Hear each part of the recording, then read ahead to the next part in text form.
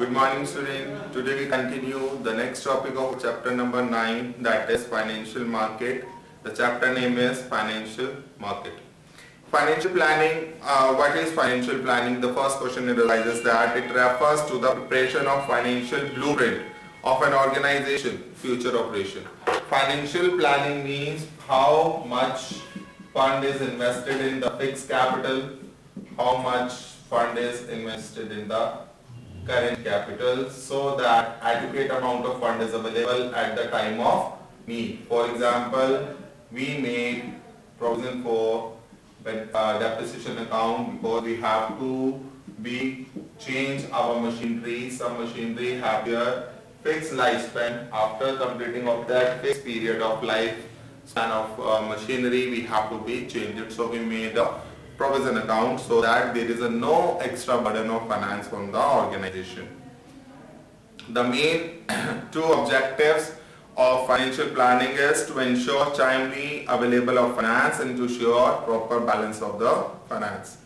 The process is making a determination of the financial objectives, their financial policies and the financial procedures. There are some importance of financial planning that they helps to evaluate, helps in avoiding the business shocks and the surprises. Sometimes the company has to be paid off some extra financial burden, then they can pay off these extra burden of finance through these provisions of reserve. You know that the general reserve and the major reserve are made by the organization. These reserves are for help in coordination and avoiding of wastage of finance. Financial planning also link the present with the future and they help in creating the big investment and financial decision. Complete financial control, build up a confidence and improve the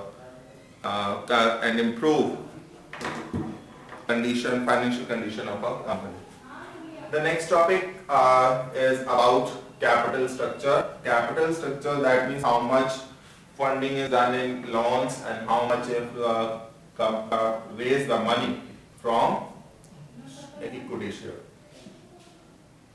Capital structure is defined as equity plus debt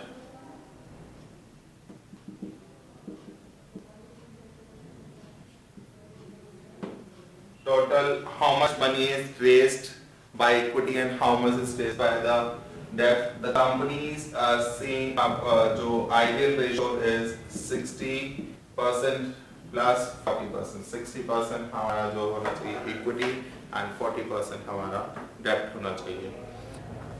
Capital structure means relative proportion of different sources of long term and short term, and these are related with the capital and equity share capital.